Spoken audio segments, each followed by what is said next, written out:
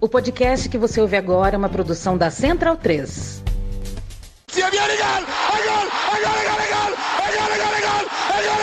Parte Pirlo! ¡Qué victoria! ¡Qué victoria! Non lo so che ha segnato, ma chi se ne frega! Tardelli!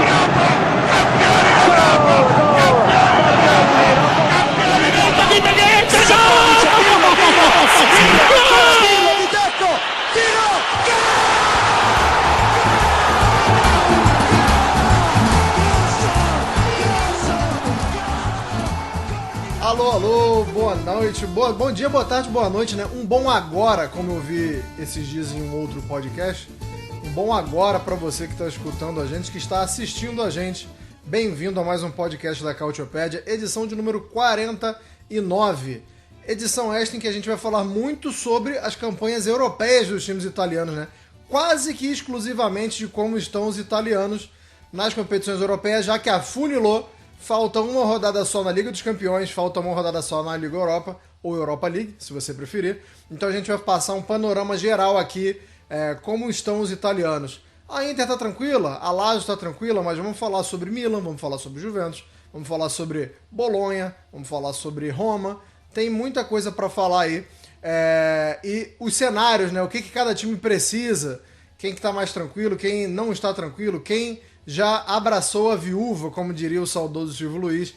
É isso que a gente vai falar nessa edição de número 49. É claro que eu não estou sozinho nessa, estou aqui com meus fiéis escudeiros Caio Bittencourt e Nelson Oliveira. Já vou começar tocando a bola para o Caio. Caio sempre o contra, né? Se você está assistindo a gente, você não tem acesso às camisas que a gente usa, mas se você está vendo a gente pelo nosso futebol, você vai ver que eu e Nelson estamos combinadinhos, o famoso par de jarros. Mas Caio Bittencourt botou um tom encarnado aqui, botou um tom vermelho. Por que a camisa do Nottingham Forest no Cautiopédia, Caio? Bom dia, boa tarde, boa noite. Olá a todos. De fato, eu costumo ser o divergente deste podcast desde que o mundo é mundo.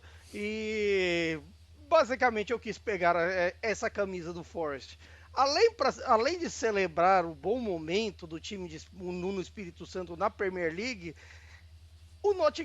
ressaltar que o Nottingham Forest tem ligação com a Itália. Aí você vai se perguntar o que, além dos jogadores como André Silenzi, alguns outros que passaram pelo clube, por que o Nottingham Forest veste vermelho? Vocês me perguntariam.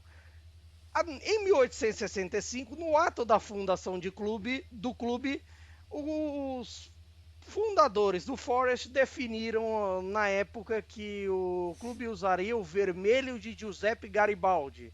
E certamente você que é um ouvinte nosso conhece a história da Itália, ou se não conhece, de repente vai saber que Giuseppe Garibaldi é um dos heróis da unificação italiana. Ele foi um militar e guerrilheiro, e provavelmente o pessoal, nossos companheiros que nos ouvem no Rio Grande do Sul, conhecem a história dele na Revolução Farroupilha também. Então, com o vermelho de Garibaldi eu compareço aqui. Mas aproveito esse aspecto inicial para fazer um pedido a uma detentora de direitos no Brasil. A nossa querida Live Mode, que sublicencia para a Cazé TV. Todo mundo sabe que eles transmitem a Europa League e a Conference League para o Brasil.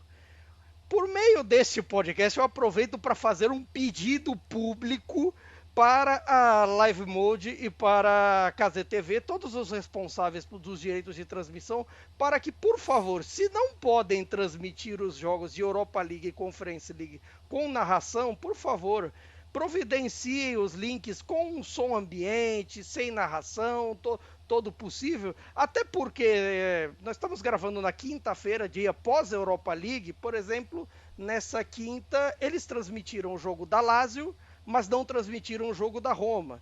E como a última rodada em que 16 jogos de 18, tanto na Europa League quanto até na Champions League, que vamos falar já, mas aí é Champions outra jurisdição. Na Europa League, nesse sistema, todo jogo vale para a classificação final. Então, por conta disso, é até vital ter as transmissões para a gente ver os jogos, não ter que fazer um sacrifício, correr atrás de links em lugares não tão apropriados e tudo mais. Assim, se você tem os direitos, por favor, mostre para nós. Não os esconda. Por favor, seria bom ver os jogos. E concordo com você, se não tem como botar a equipe, tá tudo bem também, gente.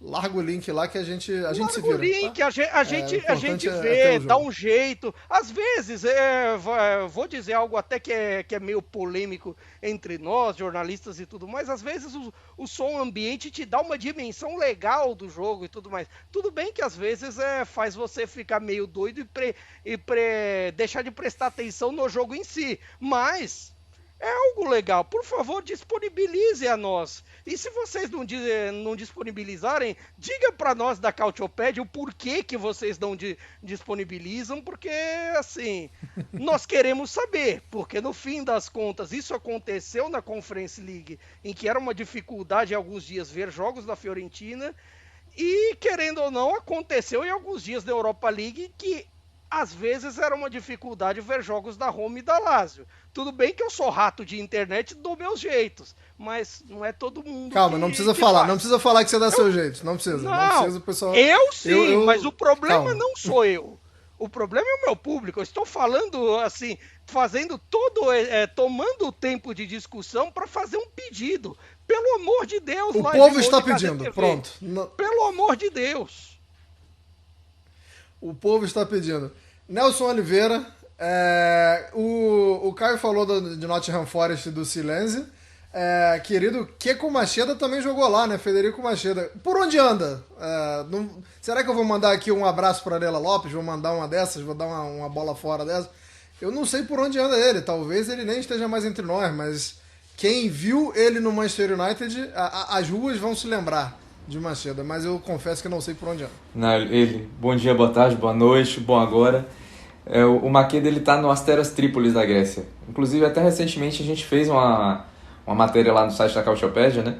Sobre essas grandes estrelas aí enfim, desses jogos, Football Manager, e também na vida real, né? Esses jogadores que apareceram com muito cartaz quando eram jovens. E, enfim, por onde anda, né? Que fim levou, né? Como diz o nosso querido Milton Neves, né? O site Milton Neves. E, enfim, o Macheda tá até bem, né? Lá no futebol grego, tá? Tem pouco, assim, ele assinou ali no finzinho da janela do mercado do verão europeu, né? Ali no dia 1º de outubro, e tá fazendo seus golzinhos por lá. Então, ao menos no futebol grego, ele consegue ainda fazer enfim, né, representar, né? Primeira divisão da Grécia, o Asteras Trípolis está jogando. Enfim, o Caio falou tanto do Garibaldi, né? A gente está com camisas da seleção italiana, né? Para quem não está vendo a gente, a minha é de 94, a do Anderson, a camisa mais recente da Itália, né? E aqui tem a canequinha do Cagliari, né? O Cagliari da Sardenha. E o Garibaldi tem tudo a ver também com a Sardenha, né? Porque quando houve a unificação italiana, existiu o Reino da Sardenha, né? Que foi onde o Garibaldi atuou muito para tentar, até antes mesmo da parte de ir para a guerra mesmo e tal, diplomaticamente para tentar fazer essa união da Itália, e ele morreu numa ilha um pouquinho acima da Sardenha também. Então fica aí a curiosidade histórica para a gente amarrar tudo aí, para dizer que a gente aqui não foi ensaiado, mas tudo tem um motivo. Não foi combinado, mas a gente dá um jeito aqui de linkar os assuntos. Um abraço pro Thiago Lacerda, inclusive, né? Que viveu o Garibaldi em alguma dessas séries da Globo, que eu não vou lembrar o nome qual é, mas lembro de Thiago Lacerda interpretando o querido Garibaldi. E lembro que na época falaram, querido... E falaram, não tem nada a ver fisicamente, deram uma moralzaça pro Garibaldi. Mas fica aí o abraço pro Thiago. Vamos começar a falar de futebol então, gente, depois dessas aulas de história. Inclusive...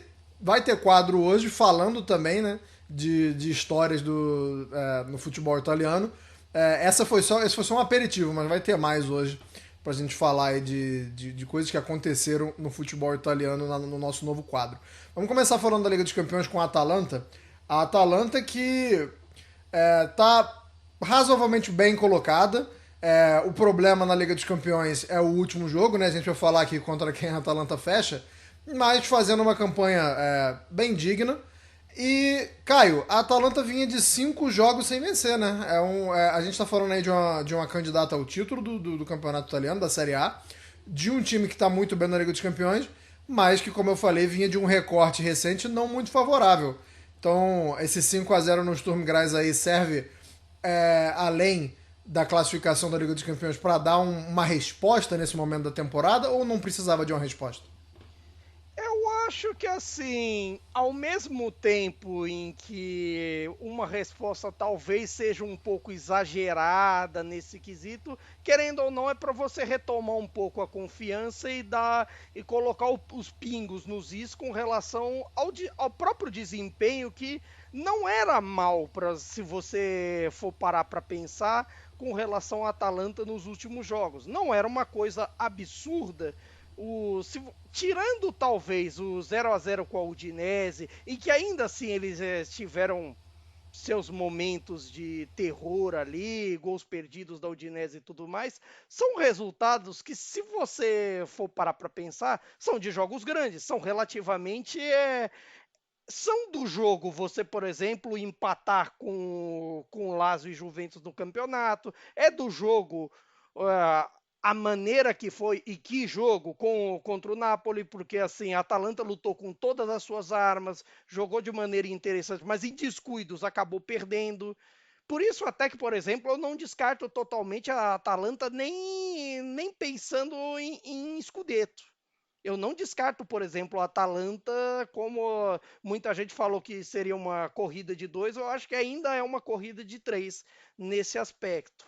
Mas, ao mesmo tempo, eu creio que também, desde o jogo com a Juventus, as coisas deram uma melhorada um pouco também pela volta do Retegui.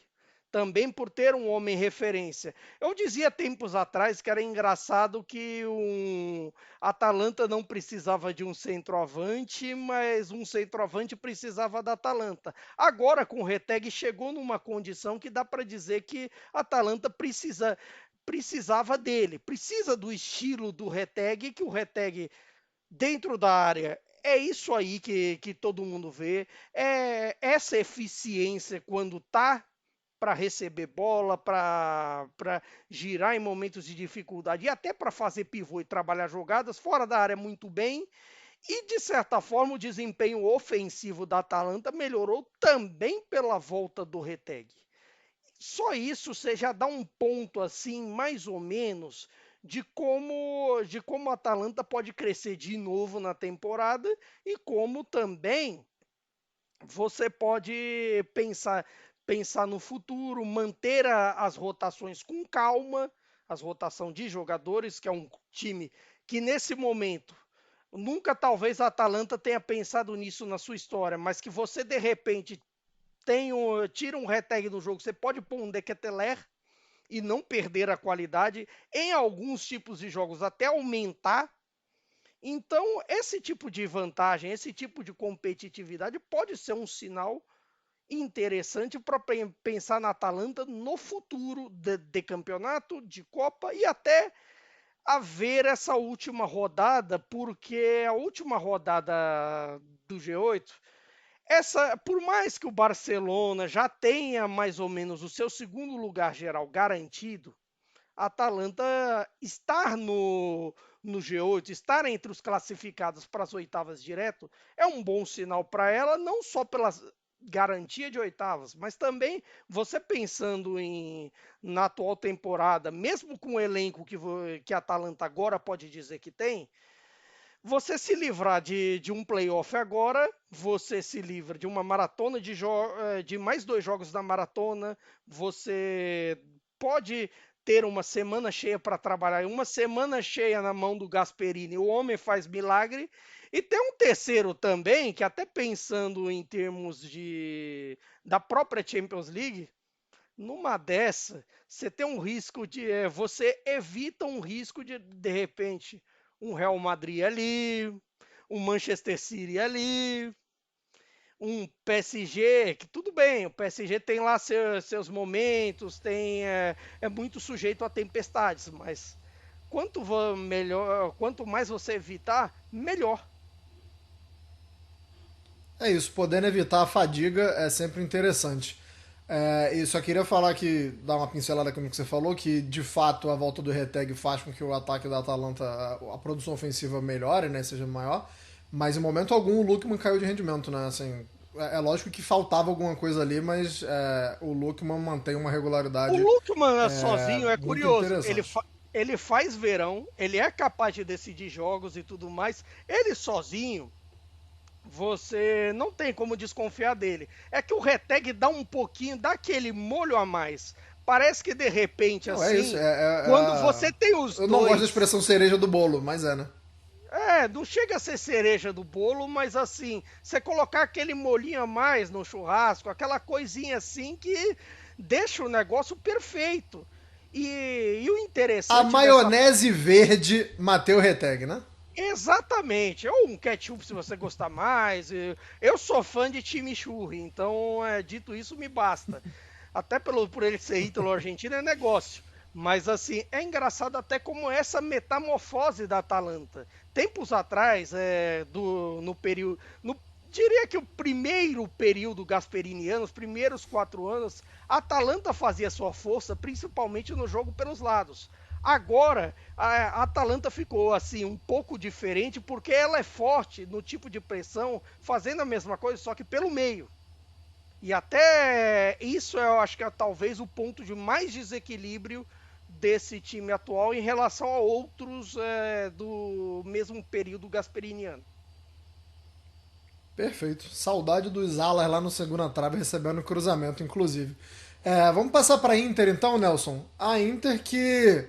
Cara, quando você olha a tabela de classificação e vê o saldo, a Inter é um negócio de maluco, né? A Inter é praticamente o mesmo número de jogos, o mesmo número de gols marcados, mas tá bem, né? Porque também toma pouquíssimos gols. Então, queria que você falasse da Inter, a Inter que fecha contra o Mônaco, Nelson. Mas a Inter é bem encaminhada nos 8. Eu queria saber o que significa no campeonato. Assim, dá pra dar uma poupada ou você acha que o Simone não vai fazer um revezamento tão grande, uma rotação tão grande assim? Vai agir na Série A como se não tivesse tão bem encaminhada assim na Liga dos Campeões? Eu acho que ele não pode fazer isso porque ele não tem peça no momento. Então, por mais que alguns jogadores que tenham se lesionado, estejam se recuperando, por exemplo, Mkhitaryan já voltou, mas ainda é um cara que acabou de fazer 36 anos essa semana. Então é um cara que provavelmente vai ser um pouco mais dosado. O Çalhanoğlu tá fora, a Cherby também, o Pavard voltou agora, mas o Bissek tá fora, então acho que não vai ter muito como fazer. Inclusive, contra o Sparta Praga, por exemplo, ele mandou o que tinha de melhor a campo.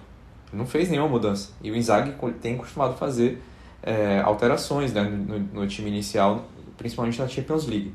Então, ele não fez isso porque ele não tinha muito para onde fugir, né? O próprio Fratesi, né, que a gente já falou aqui sobre a questão de ele poder sair ou não, ele também teve uma pequena lesão, então também está sendo utilizado a conta-gotas, né? Ele que poderia, por exemplo, talvez ser utilizado nesse momento que o Mkhitaryan estava fora, acabou não tendo a possibilidade de entrar com mais frequência por isso. Então, eu acho que não vai ter muito como fazer. A Inter está, na verdade, né, numa maratona de jogos aí, nas próximas semanas. E o Çalhanoğlu vai ficar fora dessa maratona o tempo inteiro, né? Então, para a Inter, na verdade, é uma coisa que meio que já estava nos planos do Inzaghi, né? Desde que a Inter fez seus resultados nos jogos mais difíceis dessa fase de Liga da Champions League, evitar esses 2 jogos dos playoffs da Liga dos Campeões para, nesse momento mais pesado da temporada, ter um pouco como poupar energias, né? Assim como foi no jogo contra o Sparta Praga, né? A Inter tem feito isso contra adversários um pouco mais fracos na Champions League, até por isso tem poucos gols. Não tem forçado muito a barra. Poderia ter feito até um gol a mais, né, nesse jogo contra o Sparta, mas teve um impedimento milimétrico do Di Marco, né, por um bico de chuteira, que acabou anulando o gol do Dumfries, né? Mas, no fim das contas, eu acho que é isso. A Inter vai focar agora nesses meses na Série A. O próximo jogo contra o Mônaco em casa, provavelmente não vai ter uma dificuldade muito grande, embora o Mônaco seja um bom time, superior ao Sparta Praga, por exemplo, e até a outros que a Inter enfrentou nessa fase da Champions League, né, como o Leipzig, por exemplo. Mas eu acho que é favorita. Basicamente, um empate garante a Inter já entre os 8, então talvez o que o Inzaghi fique pensando mais é em prováveis confrontos de oitavas de final, né? Para quem não lembra, né, todo time que se classifica entre os 8 vai saber os 4 prováveis oponentes, né? Que joga o 9º e o 10º contra o 10º, contra o 24º e o 23º, e assim por diante, né? E aí, enfim, vai afunilando ali, né? Naqueles moldes ali de quem lembrar do Campeonato Brasileiro das antigas ali, né? Do primeiro contra o oitavo, do segundo contra o sétimo e por aí. Então a Libertadores até 2016, que era esse modelo até o momento que a Libertadores passou a usar sorteio para as oitavas. Exatamente, só que nesse caso a única diferença é que são 4 opções, né? Já não existe ainda a definição porque tem essa fase de playoffs. Mas aí talvez o Inzaghi pense um pouquinho em qual será essa possível combinação, né? Embora seja muito difícil, porque os times estão separados por poucos pontos, saldo de gols deve acabar fazendo uma diferença. E o Inzaghi já mostrou nas outras participações dele como treinador da Inter na Champions que não se importa muito com o adversário, né? Pode ter até custado um pouco caro para a Inter nas outras participações. Mas enfim, eu acho que está encaminhado e esses próximos 30 dias a Inter deve dar uma focada maior na Série A de fato. Lembrando que na Série A a Inter também já deu essa impressão em alguns jogos, né, de que estava dando uma tirada no pé, mas ainda assim é sempre sólida, né? Você vê ali que o time não está forçando, mas aperto também não passa. Acho que foi contra o Venezia. Contra o Venezia era claramente isso. Fazendo aquele jogo ali, estamos aqui só para 3 pontos mesmo. Juizão, se quiser acabar agora, acaba e pela gente está tudo bem. Então a Inter dosando muito bem, o que eu acho que está muito correto, né? Assim, talvez não seja o melhor espetáculo para assistir, mas pensando na caminhada longa, né, a Inter tá corretíssima nesse tipo de abordagem aí. Partindo da Inter pro Milan, então, o Milan que quem ouviu a gente, quem assistiu a gente no começo da Liga dos Campeões, esperava ali certos cuidados, né? A gente falando do Milan pensando assim, pô, mas não é possível, né? Que com 24 times o Milan vai ficar de fora e tal. Talvez tenhamos sido precipitados, mas a verdade é que o Milan emenda agora 5 vitórias consecutivas. Trocou de treinador, né? Quando a gente falava desse Milan claudicante no começo da Liga dos Campeões, era um treinador, agora é outro, o Conceição, que chegou vencendo a Supercopa. A gente falou sobre isso na edição passada, para quem não ouviu, vai lá procurar que a gente falou sobre isso, mas o Milan com chances razoáveis de terminar entre os 8, né, Caio? O Milan que termina a sua participação na Liga dos Campeões contra o Dinamo de Zagreb fora, tá assim, com boas condições. Hoje é o 6º colocado, depois dessa última vitória, e pode muito bem terminar entre os 8 ali. Também uma pergunta mais ou menos nos moldes do que eu fiz pro Nelson sobre a Inter de Milão, né? Como é que vai conciliar? O que isso significa na Série A? Vai dar um gás a mais na Série A porque vai ter menos jogos? Ou não tem esse gás a mais para dar, né? Porque recentemente a gente viu o Milan, por exemplo, que fez o primeiro tempo razoável contra a Juventus na Série A, mas que perdeu para a Juventus enfim, eu quero saber se tem de onde tirar um pouco mais na Série A ou não. Nesse caso, até acho que teria como tirar, porque de certa forma o Milan tem a Série A como uma garantia de se garantir na próxima Champions.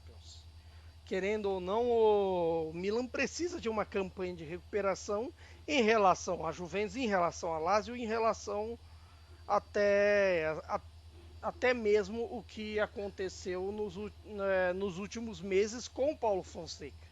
E querendo ou não, o desempenho do Milan nesses jogos, mesmo na derrota do Clássico, deu uma melhorada em termos de criação de chances, em termos de qualidade.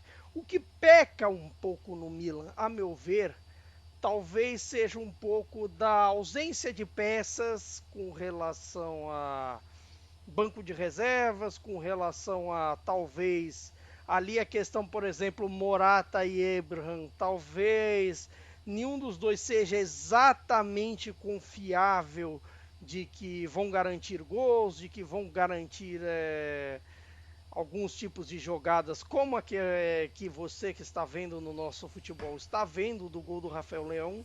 Claro que dos centroavantes que tem aí na Praça Rossoneira, não vão ter alguém com uma capacidade disso. Mas ao mesmo tempo, o Sérgio Conceição tem feito alguns tipos de experimentos, ali testou um 4-3-3 no clássico, que não deu muito certo, e depois contra o Girona voltou ao 4-2-3-1, também tem essa questão de banco de reservas, você tem uma questão, por exemplo, na lateral, que vai ter que ser resolvida com a lesão de alguns meses do Emerson Royal, aí se fala muito da permanência do Calabria, tem o papo do Kyle Walker sair do Manchester City e talvez agora para o próprio Milan, tem esse ponto a resolver também, e à medida disso, o Milan era um dos que precisavam ir à praça para qualificar o elenco. Se de um lado de Milão, nesse momento, a Inter já pode dizer mais ou menos que com um empate com o Mônaco, pensando em G8, isso vai ser fundamental para ela, pensando no campeonato, na disputa com o Napoli, que não tem uma competição em paralelo para fazer.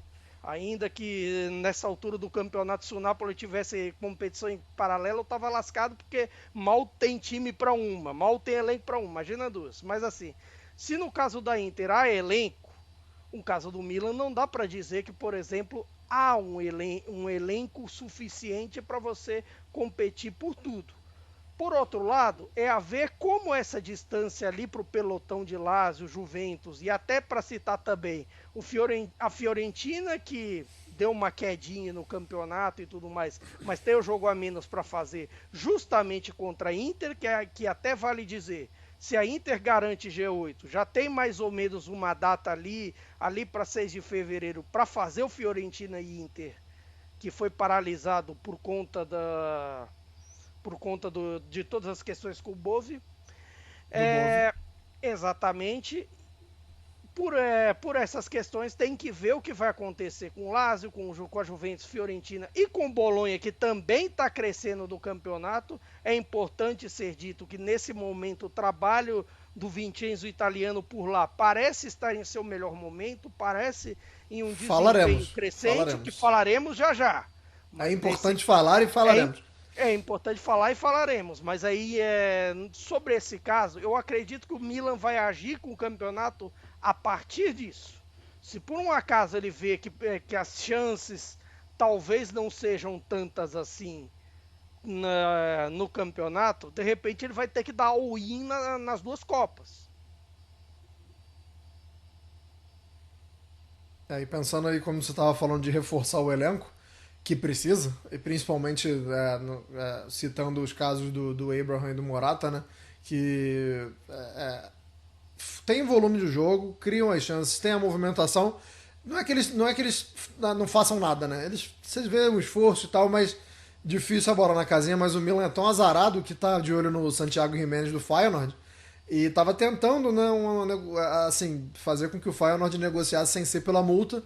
Aí o Giménez vai lá, mete 2 gols no Bayern de Munique, e acho que essa conversa ficou muito mais difícil a partir de agora, né? E tem um outro porém também. Juventus, então... No meio, até para pincelar o Milan, acho que no meio desse processo, o Sérgio Conceição tá tendo que, assim, alguns jogadores estão fazendo malabarismo para diversas funções. O Musá, por exemplo, o cara já jogou nessa temporada de meia defensivo, já jogou de meia pela esquerda, já jogou de ponta esquerda, o Musá tá em todas até o momento. Claro que representa a qualidade dele, mas olha...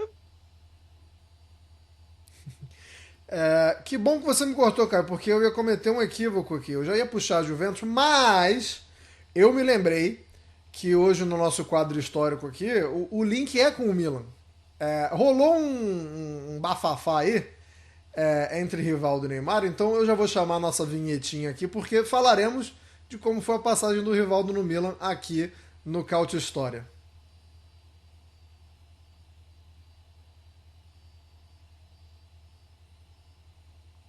Nelson Oliveira, quem quiser ler sobre como foi a passagem de Rivaldo no Milan, pode ir lá para o site da Cautiopédia, que tem escrito aí, mas dá uma relembrada na galera que tá com preguiça de ir lá no site, por favor. O Rivaldo ele chega ao Milan logo depois da Copa do Mundo, né? De 2002, que ele venceu, foi vice-artilheiro. Para muitos foi o melhor jogador da Copa do Mundo. Enfim, né? Pro Neymar não. Pro Neymar não. Pro Neymar não, né? O Neymar acha que, enfim, é uma discussão bem boba, né? QR Code aí na tela para quem quiser ler esse texto, né? Quem não está apenas nos ouvindo é só chegar lá no nosso site, botar Rivaldo, ou então Rivaldo Cautiopédia lá no seu buscador preferido, você vai encontrar.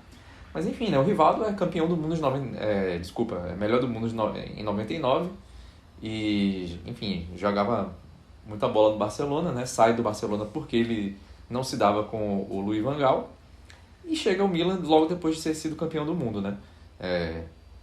Obviamente, né? Ronaldo Fenômeno foi artilheiro daquela Copa também, era um dos que poderiam brigar com o Rivaldo para ser melhor, mas quem ganhou foi o Oliver Kahn, né? Para quem não lembra, e enfim, né? Mais uma dessas coisas, né? Tipo, se o Oliver Kahn foi o melhor daquela Copa, o Neymar também poderia ter jogado no lugar do Rivaldo, né? Mas enfim. Pô, achei que você ia falar no lugar do Kahn. Poxa, o Neymar hipotético realmente, talvez até no lugar do Oliver Kahn poderia jogar. De fato, assim, se a gente for entrar nessa seara do Neymar hipotético, o que é que... Eu poderia estar aqui falando sobre o futebol italiano, o que é que o Neymar hipotético não faz, né? Então, enfim... o Rivaldo chega ao Milan, o Berlusconi queria muito o Rivaldo, ele já tinha tentado contratar o Rivaldo lá, pouco depois de o Rivaldo ter sido o melhor do mundo, não conseguiu, e o Rivaldo permanece em Barcelona, mas depois de a relação dele com o Van Gaal se deteriorar completamente, ele chega ao Milan em 2002. Só que, apesar de tudo isso, o Rivaldo não vai tão bem no Milan, né? Teve alguns problemas físicos, não se adaptou tão bem.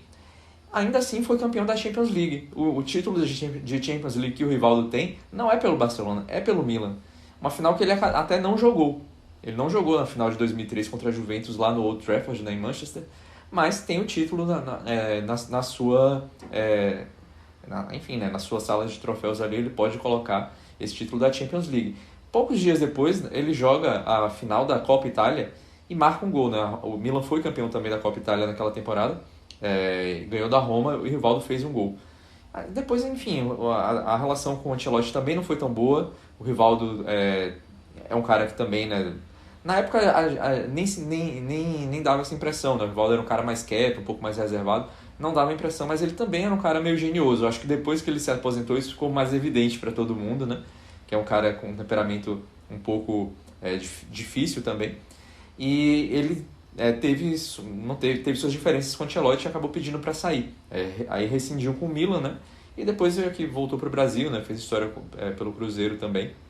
Mas é isso, é um cara respeitado em Milão, né? Pelo tamanho dele no futebol, mas que a torcida do Milan esperava um pouco mais. O rendimento dele em campo nem que foi dos piores, né? Mas ele não foi titular com frequência e também as lesões atrapalharam.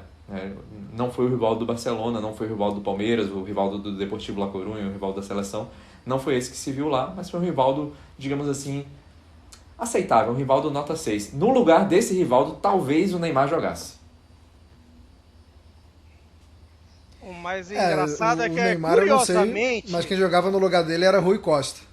Curiosamente, o Rivaldo começou a perder espaço de vez quando um certo outro brasileiro veio para o meio-campo na temporada seguinte. Um certo Ricardo Isaacson do Santos Leite, que começou a ganhar espaço no Milan, que seria campeão italiano. O Rivaldo acho que chega a participar de alguns jogos da temporada 3-4 no Milan, mas ele sai em janeiro, o Luxemburgo chama ele para o Cruzeiro, aí depois o Luxemburgo sai, ele sai junto do Cruzeiro, foi rapidinho, ele vai para o Olympiacos, aí começa o Rivaldo Giramundo. Tamo junto, hein, Rivaldo? Não precisa brigar com a gente reconhece o seu valor.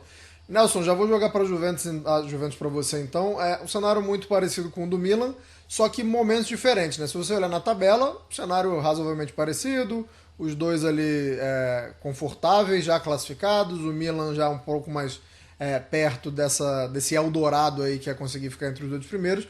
A Juventus num momento da temporada em que, pelo menos na Liga dos Campeões, esse empatezinho contra o Bruges deu uma freada no que parecia ser um momento que ia ter uma virada de chave, né? Porque a Juventus foi muito bem no clássico contra o Milan e parece que vai, mas não vai. É um resumo da temporada, explica esse momento aí que a gente acha que a Juventus vai e acaba fundo. Você resumiu bem, é o resumo da temporada. Quando a Juventus ganha do Manchester City, se imagina a mesma coisa. Quando vai lá na Alemanha, ganha do Leipzig, também é um jogo difícil, com um a menos e tal, também se imaginou a mesma coisa. E não foi o que aconteceu. É uma Juventus muito irregular, não perde, quer dizer, na Champions League já perdeu, né? Mas é uma equipe que geralmente não perde, mas que também não consegue ter um nível satisfatório de regularidade, né? E de atuações também, né? Se a gente for colocar assim. E esse empate acabou atrapalhando muito os planos do Thiago Motta, né? Porque eu acho muito difícil que a Juventus vá conseguir se classificar diretamente para as oitavas. Tem que ganhar do Benfica e torcer muito contra outros times. Hoje a Juventus, inclusive, nem seria cabeça de chave, né? A Juventus hoje tá na 17ª posição da Champions League, seria o melhor dos times não ranqueados, né? Os não cabeça de chave. E vai jogar contra o Benfica, fora, em Turim, na verdade. E precisa ganhar para pelo menos ser cabeça de chave. Acho difícil que evite essas duas datas. Isso pensando no momento da Juventus, né? Tudo bem, tem alguns jogadores voltando de lesão e tal, mas tá dando uma certa reformulada no elenco, né? Danilo vai sair, tem jogador novo chegando. Para adaptação desses caras isso é um pouco mais complicado, porque é uma maratona de jogos que eles vão ter que ser utilizados, né? E já também no momento de pressão. E acho que não é o que o Thiago Motta desejava, com certeza. São jogos ali, tem jogo de Copa Itália também nesse mesmo período ali, pouco depois dos jogos dos playoffs, né? Se eu não me engano, ali no início de março tem jogo da Copa Itália. No fim de fevereiro, a última semana de fevereiro tem jogo da Copa Itália e depois tem as oitavas caso a Juventus passe, né?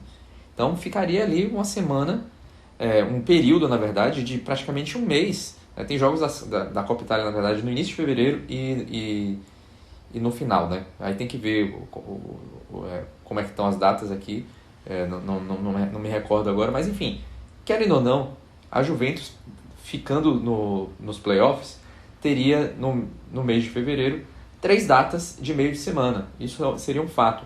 E logo no início de março já teria uma data de oitavas, caso se classifique. Então é um momento ruim.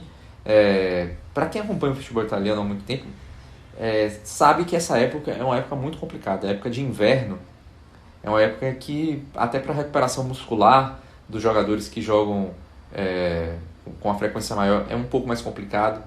Os caras estão ali, a temperatura atrapalha um pouco, o gramado fica mais pesado, o gramado também fica mais duro, né? E isso aí gera um impacto maior também e complica. E a gente já está falando de meio de temporada, né? Então é uma época que os jogadores já tiveram um desgaste e isso aí é bem, bem complicado porque acaba tendo um potencial de comprometer a temporada da equipe, né? A Juventus com muitas lesões. Sou contra o inverno. Com muitas lesões e com esse cenário todo de indefinições, né?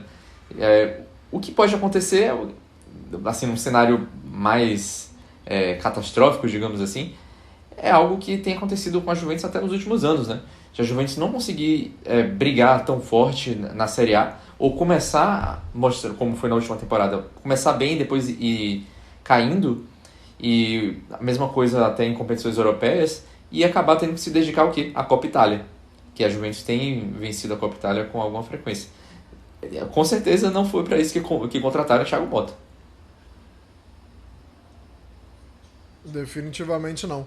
E ainda bem para a Juventus que ainda tem uma rodada por vir, né? Porque hoje, como diria o outro, se acabasse hoje a Liga dos Campeões, o cenário, vou usar uma palavra que você usou agora, seria catastrófico, porque enfrentaria entre Real Madrid e Bayern de Munique, e se passasse, enfrentaria ou o Liverpool ou o Barcelona.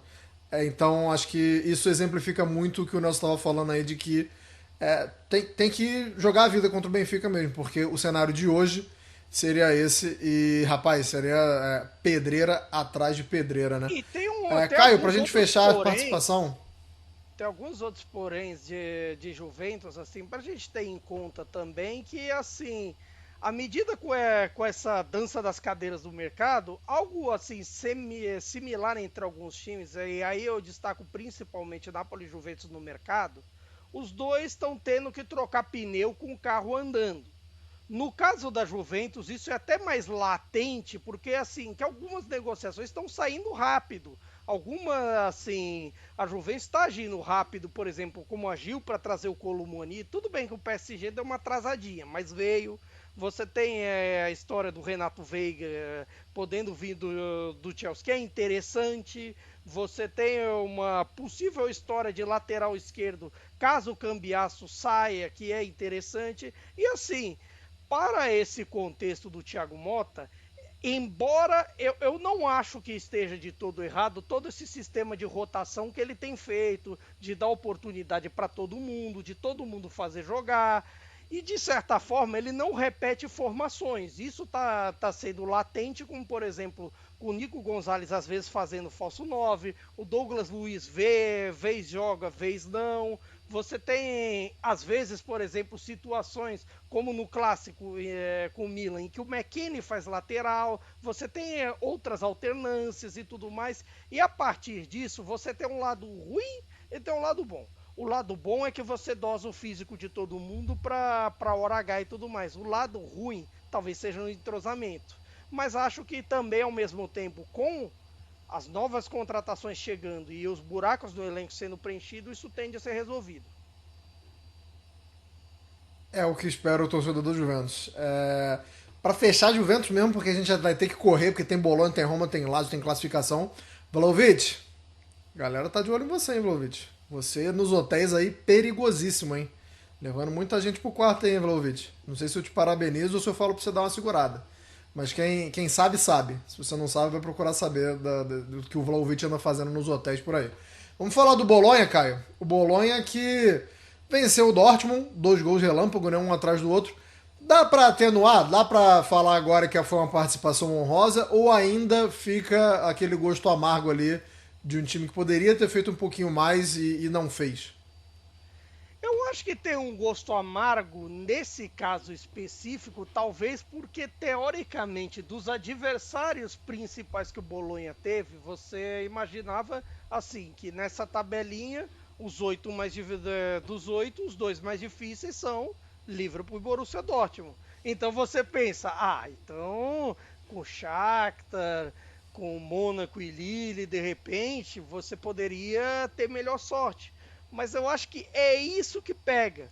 Também porque o Dortmund, é verdade, esse Dortmund do Sain está bem abaixo na temporada da Alemanha, da Bundesliga, que permitiu essa situação, que ajudou com que o Bolonha ganhasse. Mas nessa altura, a Champions para esse Bolonha é sobretudo a chance de voltar a competir na Europa e de aprender de novo a jogar.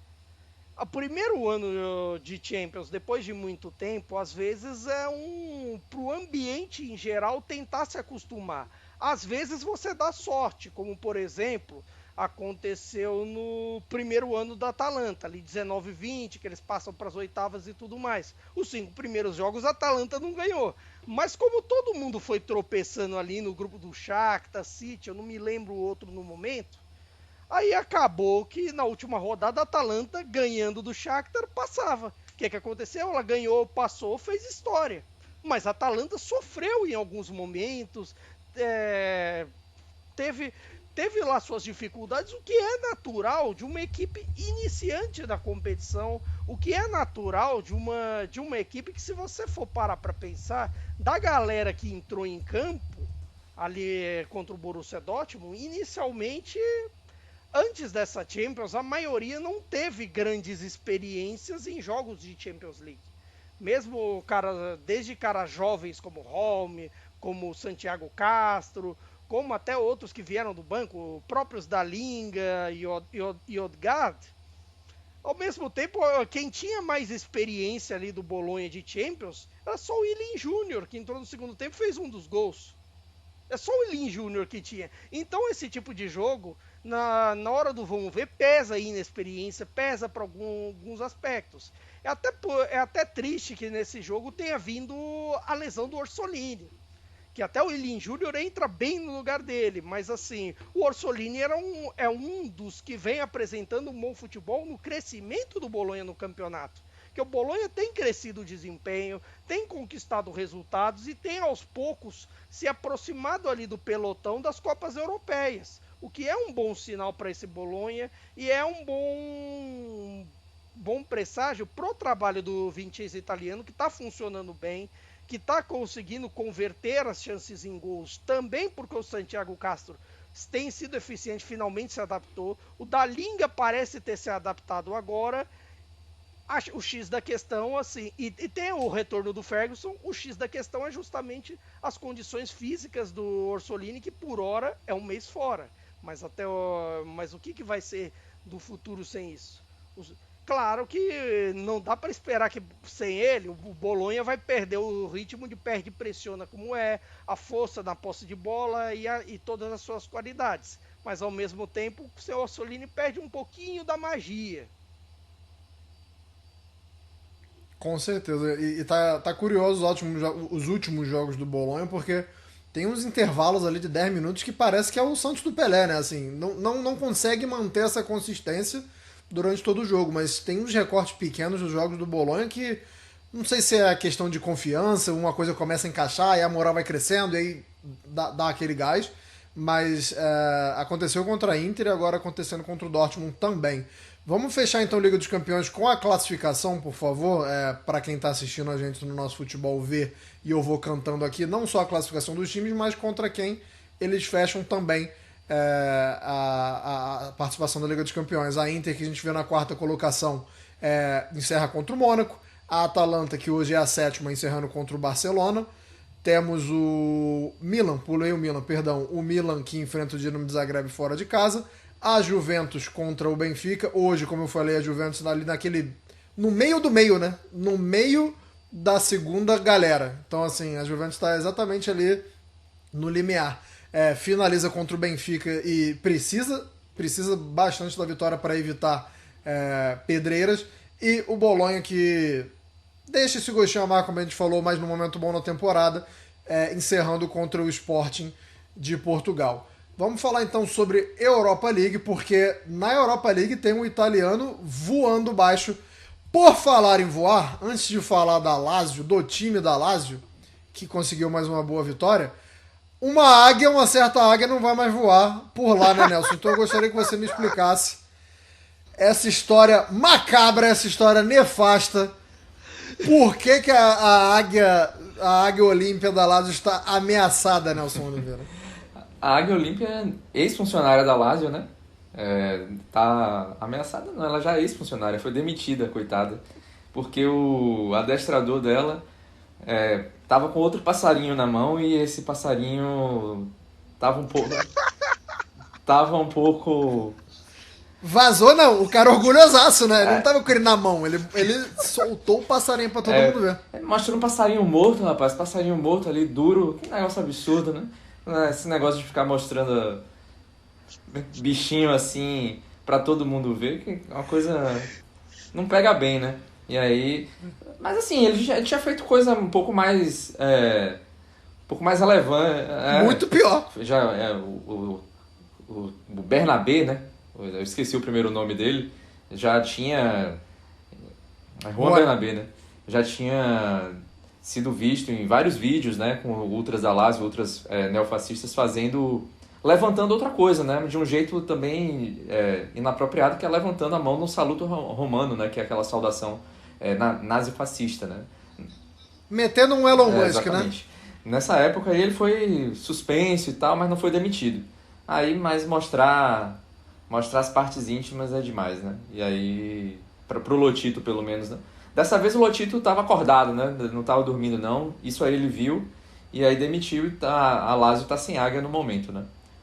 Vamos ver qual vai ser a Aproveitando o gancho então... Não, pode prossiga aí.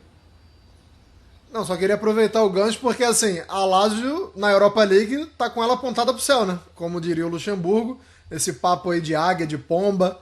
A Lazio muito bem finalizando não, perdão, porque ainda falta uma rodada assim com a Liga dos Campeões, mas chegando na última rodada é muito melhor do que se esperava, né? Assim, vou dizer que a Lazio já terminou na primeira posição, porque a Lazio tem um saldo de gols muito grande, e precisa de um empate, né, para conseguir ficar na primeira posição da Liga Europa, né? Tem uma vantagem de 3 pontos sobre o Eintracht Frankfurt e o Atlético Bilbao, que são os únicos times que podem alcançá-lo, e 7 gols de vantagem sobre cada um, né? Então, assim, vai ser muito difícil que esses dois adversários consigam superá-la, né? Assim, primeiro porque tem um adversário, a gente vai falar daqui a pouco, do Eintracht Frankfurt, é a Roma, né? O Frankfurt vai até a capital italiana para enfrentar a Roma. A Roma já vai ter que jogar meio resignada, né? Que a Lazio está à frente e vai ter que derrotar o Eintracht Frankfurt. A gente vai falar por que daqui a pouco. E agora o Atlético Bilbao não, tem uma situação, tem um adversário um pouco mais fácil, né? Que é o Viktoria Pilsen. Porém, o Viktoria Pilsen também pode se classificar diretamente, né? Para as oitavas de final. Tem 12 pontos, está 2 atrás. Então tem uma chance. Ele já está classificado, mas tem uma chance de se classificar diretamente para as oitavas, né? No mata-mata o Pilsen já está. E a Lazio, por fim, vai jogar fora de casa contra o Braga. O Braga que não vem fazendo uma boa Liga Europa. Ainda tem chance de se classificar para os playoffs, mas não vem fazendo uma boa Liga Europa. E, inclusive, até jogou com a Roma, né? Nessa Liga Europa e perdeu de 3-0. Então, a Lazio, que tem jogado muito mais, acho que tem favorita nesse confronto, mesmo sendo em Portugal. E, enfim, no início da temporada, a gente falou aqui que a Lazio podia surpreender, né? Mas ali até na ótica da Série A, né? A gente não chegou a entrar muito no mérito de competições europeias e tal, mas o time engrenou, né? A verdade é essa. E na Série A tem feito basicamente o que pode até, né? Tá dentro, tá em quarto a Lazio. A gente não, se fosse pensar assim, pelo senso comum, o senso comum não imaginaria uma Lazio em quarto e fazendo um campeonato tão bom. A gente imaginava, porque a gente estuda um pouquinho.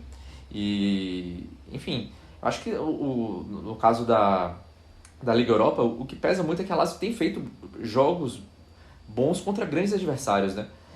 Por exemplo, foi lá na Holanda e ganhou da Ajax de maneira assim bastante categórica e fez outros jogos muito bons também, né? E assim, bom jogo contra exatamente. O Porto também. O que eu destacaria muito nesse trabalho do Baroni é que ele conseguiu ressuscitar o Isaacsen, né? O Isaacsen é um cara que se tornou titular, era um cara bastante opaco até no trabalho do Sarri, né?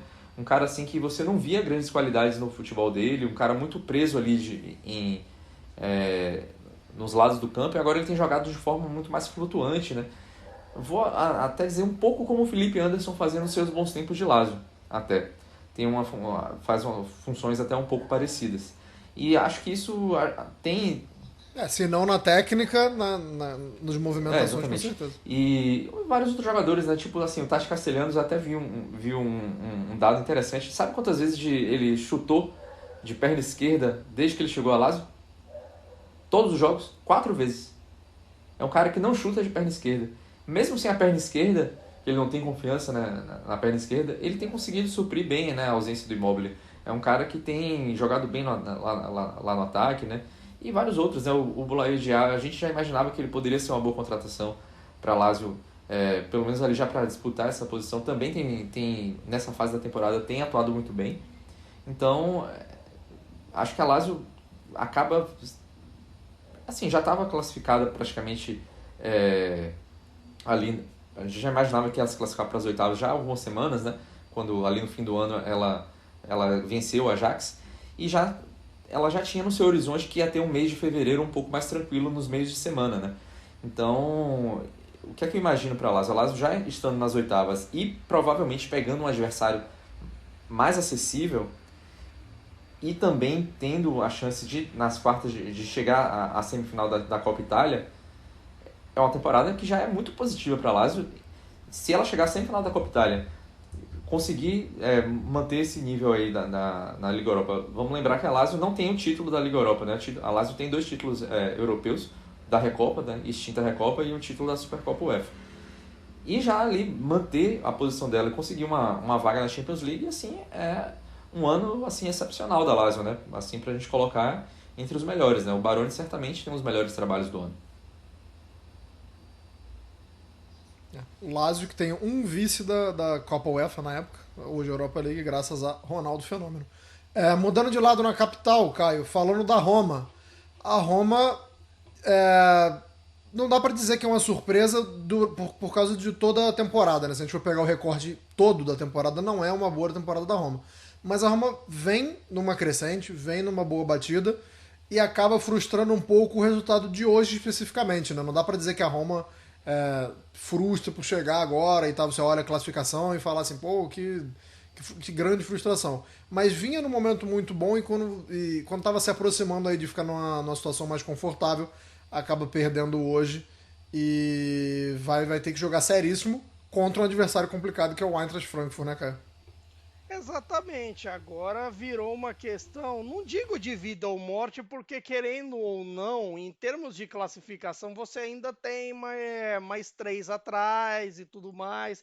Por mais que tenha confrontos diretos assim, que podem interferir na classificação, como o caso de um Besiktas e Twente na última rodada, o Fenerbahçe tem jogo difícil, você tem um Porto assim que até está, por mais que seja caótica a temporada, é sempre estranho ver o Porto, né, com tantas dificuldades assim.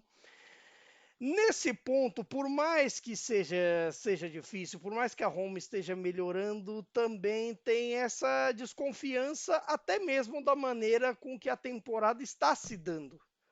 Isso porque a Roma, nesse momento, ela pode se dar o luxo de, digamos assim, o campeonato para Roma, nesse momento, mesmo que abra a 5ª vaga, que é possível nesse momento, que é o que está acontecendo nesse momento, que a Itália tem a 2ª melhor pontuação no geral, assim, coisa de 1.200 pontos à frente da Espanha, que é a 3ª colocada, só não mais que a Inglaterra, que é a 1ª colocada, e certamente está com a 5ª vaga no papo. Assim, ao que tudo indica, a disputa vai ser entre Itália e Espanha pela 5ª vaga no geral. E para isso é até importante, como o Bolonha já está eliminado, que a Roma se classifique, pensando nesse detalhe. Mas mesmo com a 5ª vaga nesse momento, a Roma está um pouco distante no campeonato. Então, de certa forma, é importante para ela dar all-in nessa Europa League.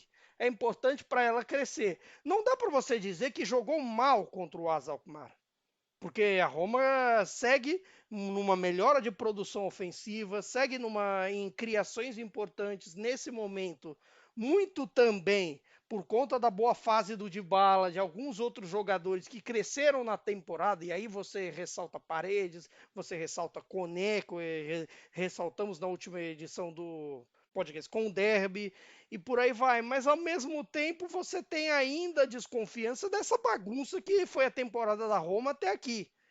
O problema é ir para um jogo de vida ou morte nesse momento. Porque esse jogo de vida ou morte pode ser complicado a depender da rodada. Se você a magia desse modelo de grupo único, tanto na Champions quanto na Europa League e na Conference League, que para mim acabou sendo um acerto por conta da emoção, da qualidade dos jogos e até de outros fatores, de certa forma você tem uma situação, até para citar o Milan na Champions League, em que você começa a rodada em 16º, de repente você pode parar em 5º. Só que de repente você pode parar em 25º. Então, assim, é a esquina da loucura. Para evitar esse tipo de coisa, só ganhando, só construindo resultados. Tudo bem, a Roma melhorou o desempenho, só que ela ainda tem um déficit tão grande daquele período com o Juric que ela tem que correr atrás. De repente, jogos assim viram questões de vida ou morte. De repente, ela vai ter que resolver a vida contra o Frankfurt, que está bem na temporada. É bem verdade que agora vai vir um Frankfurt que, inevitavelmente, quando você perde um jogador de qualidade como o Omar Marmoush, que foi para o Manchester City, o Frankfurt vai vir mais enfraquecido em relação ao que vinha antes. Mas mesmo assim, é um jogo muito difícil. Tem gente boa pra caramba lá ainda. É, exatamente. Então, muita gente boa, um time muito bom. Vou pedir pro pessoal do nosso futebol fazer como a gente fez com a Liga dos Campeões, botar a classificação da Europa League aí pra gente fechar esse programa de hoje, edição de número 49 da Cautiopédia, mostrando a Lazio lá no topo, como a gente citou, e encerrando sua campanha contra o Braga, que a gente vê na 27ª colocação, e a Roma, que hoje é a 21ª, tendo que enfrentar essa pedreira que é o Eintracht Frankfurt, que é o segundo colocado. Acho que dá, né, para classificar, mas mesmo se classificando, a Roma ficaria aí pode pegar alguns times bem complicados ainda, mesmo vencendo, né, mesmo nesse segundo mata-mata aí. Para fechar, assim, para passar bem rapidinho também, tem a Fiorentina na Conference League, mas a gente também não dá para falar, porque a Fiorentina ainda nem sabe quem vai enfrentar, né? Ainda tem muitos cruzamentos possíveis ali. A Fiorentina ou o Rapid Viena da Áustria podendo enfrentar o time da Eslovênia e um time da Bósnia. Então fica para a próxima. Um abraço aí para os torcedores da Fiorentina em especial. Um abraço para todo mundo que acompanhou a gente até aqui, seja pelo nosso podcast em parceria com a Central 3, seja também por quem assistiu a gente aqui no nosso futebol. Nos vemos e nos ouvimos daqui a 2 semanas. Tudo isso vai estar resolvido. A gente vai estar falando sobre outras coisas aí. Já vai ser passado todos esses cenários e essas hipóteses que a gente falou aqui vão estar sanadas. Muito provavelmente falaremos sobre isso e também sobre a Série A na próxima edição, beleza? Nos vemos e nos ouvimos na próxima. Até lá. Arrivederci, tchau.